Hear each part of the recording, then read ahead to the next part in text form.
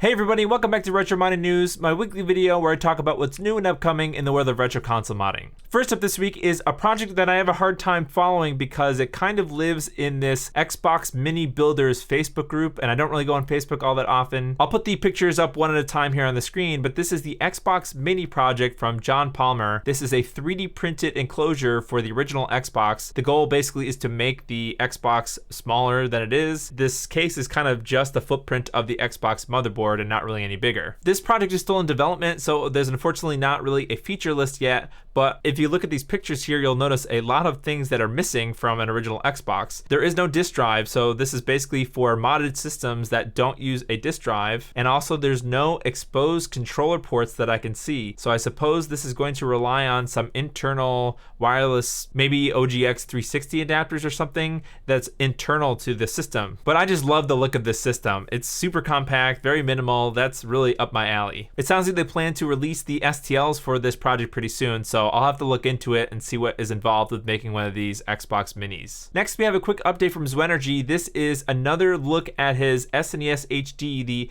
internal HDMI mod for the Super Nintendo. I don't really know what game this is, but as you can see, it is pretty fluid gameplay versus the last time I showed this off. Obviously, this is still in development, but it is really exciting to finally have an HDMI mod for the Super Nintendo. We finally have that update from SED as far as projects that they're going to work on in 2023. There's a quick list here. So there's that PC Engine ODE that I talked about, I think it was last week. There's going to be two different models for that. There's going to be a HuCard version and an IFU I think that might be like the briefcase thing that has both the PC Engine CD add-on and the PC Engine. Anyways, it was good that this PC Engine ODE was confirmed because I was kind of guessing just based on the picture from last week. Next is a Master System / Game Gear RAM cart, so like a ROM cartridge, I guess, to load games from an SD, so that's interesting. So those are the two new projects, but unfortunately that means that he's going to be putting aside a Neo Geo HDMI mod that he was working on and a Saturn Action Replay RAM cart that they were working on. It's unfortunate that those two projects are going on hold, but it is nice to get a glimpse of what is coming in the future. And you know, before you say we don't need any more flash carts or anything, I think more options for flash carts is always a good thing, especially from somebody well known like SED here. It can only be a good thing to have more options in the retro gaming community. We have some updates from Krikzz around the RGB Blaster. Bob from Retro RGB went on a live stream and he basically confirmed what we were talking about as far as it being incompatible out of the box with HD Retrovision cables. I will try to link to Bob's live stream where he goes and he uses an oscilloscope to make sure that the voltages are correct, and they were not correct for HD Retrovision cables. Long story short, Krikzz is going to be holding the next batch of RGB blasters until he can make a board revision to fix those issues. So it looks like there's a couple of issues that will be addressed. Increasing brightness, reducing that sync voltage, that's what's dangerous for the HD Retrovision cables, and included C-Sync. I think he means putting sync on the composite line so that it will be compatible with HD Retrovision cables. Krikzz did mention that if you want to return your RGB Blaster because of this incompatibility issue, you could, but you could also attempt a DIY fix if you are competent with your soldering skills. It seems like a relatively straightforward mod if you're familiar with SMD soldering. It's just a couple of components that you have to remove and replace for different values, and then bridging some pins to get that sync over to the, I believe that's composite video pin. But I also want to clarify something here. Bob from Retro RGB also quote tweeted that tweet from Krikzz where Krikzz has his diagram and specific values of resistors that you should swap out. Bob linked to a post on his site that has slightly different values. Now, if you watch Bob's live stream, he actually uses an oscilloscope and he has the help of Tianfeng. They're kind of recommending the levels of resistor that he should actually use to make the output on the oscilloscope correct. I just think it creates a little bit of confusion because the values in Bob's guide are slightly different than Krikzz's. I don't really have a recommendation of which one to follow. I suppose Bob's is sound because he put it to an oscilloscope and he actually had the raw hardware and the HD Retrovision cables. So if that's the setup that you're looking for, I think that you probably should go with Bob's fix and exact values if you want to. Or if you're not comfortable doing that, you could just return it and wait for Krikzz to have another revision. Next, we have an interesting post from Retro Gamer Store. This is like the final piece that you would need to completely remake a Famicom with new parts. Obviously, you need some of the chips from the original Famicom, but they already have a case that you can replace the Famicom with, and they just released the motherboard that you can replace. Now this is the AV power board, so this is where you plug the console in, and I don't really see, I guess it's just composite, but I do see in the bottom here that you can, I don't know, it looks like you might be able to, if you have something like an NES RGB, you might be able to wire those in here, but I don't see an RGB connector or anything. I believe this connector here is for power, and I think this one over here is some kind of a TRRS jack, maybe for composite and left and right audio, maybe. I'm just a little bit confused as to what the output of this board actually is going to be, if this is a replacement for all of the AV connectors in the back. But I think that's really awesome, being able to have a as close to brand new console as you can in 2022, 2023 now. I hope that they release a board like this for the North American NES, because I think that that's pretty needed nowadays. Next, we have another awesome project from Reventlow. Reventlow created some grip things that you can use for the analog pocket, basically make it look more like a controller so it kind of fits better in your hand. Now this is sort of the same situation, but it is a grip for the Game Boy Advance SP. And it looks like you can access all the switches and volume sliders and things and the cartridge slot without needing to take the grip off, which I think is a good feature. And he's got the awesome blue shell logo in the back, which I think is pretty cool. So here's a little video of him installing it and using it. So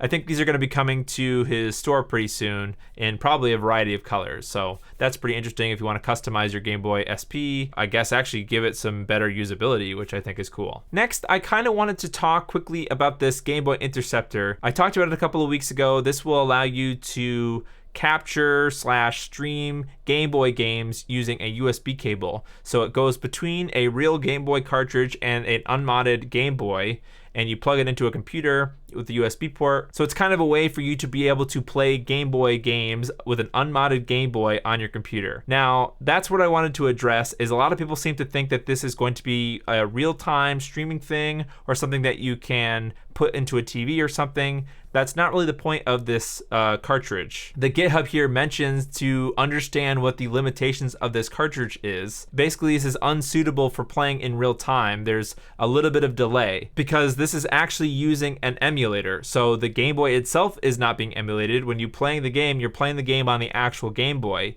But the only thing that that cartridge that goes between the GB Interceptor can do, the only thing that it can do is intercept the data that's coming through the cartridge. It doesn't know what button inputs you're doing here, so it has to basically interpret what's happening in this computer inside of an emulator and then draw it. And there's, I don't know, I wouldn't say it's probably like a second's delay, but there's probably multiple milliseconds delay. If you look at the video, the Game Boy is like, you know, faster than the screen on the computer is. So there's no way that you're going to be playing this in real time on the computer itself. And hopefully people don't take that in a bad way. I think this is a really cool device if you're a live streamer or if you're just looking to capture Game Boy footage. I think this is perfect for that. But a lot of people took this as being a consoleizer for an unmodded Game Boy, and that's not really what this is. And again, I hope nobody takes this the wrong way, because I think this is a really awesome project. It is a niche product for sure, but you know, it is awesome for what it actually does, what it's accomplishing here. And for the big story this week, there's a little bit of trolling from Mike Chi,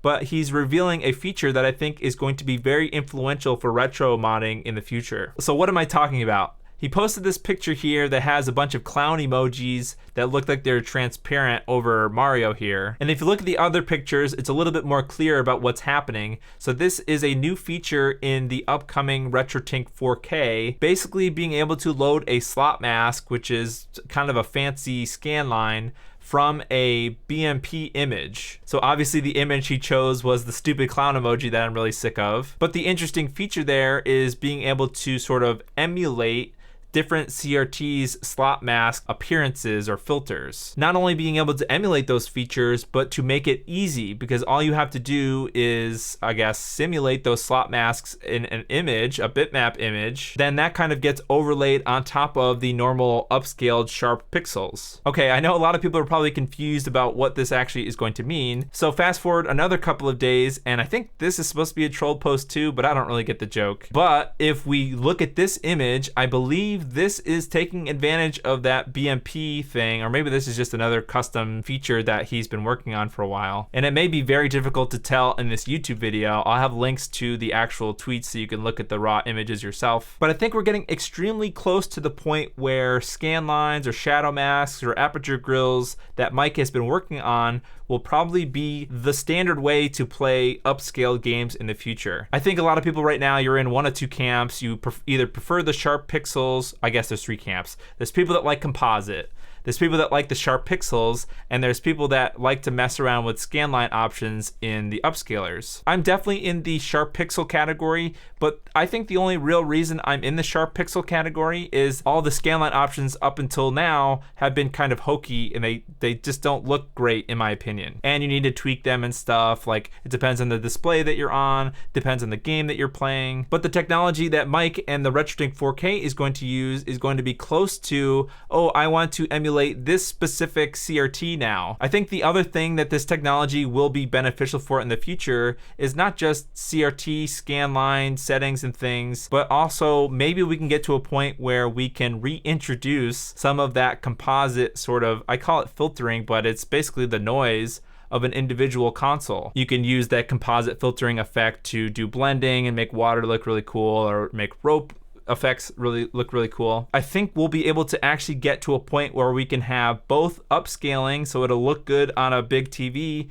but also have the original kind of composited effect. Thank you for attending my TED Talk, and if you made it past that huge rant, I'm really curious to know what you think. Are you a scanline person? Are you a sharp pixels person? I just want to hear your thoughts about why you do or don't use different settings and where you think the future of upscaling technology is going to go. Let me know your thoughts in the comments below. That's it for this week, but check out this video if you want to hear more info about that Super Nintendo HDMI mod. Thanks for watching, and I'll see you in the next video.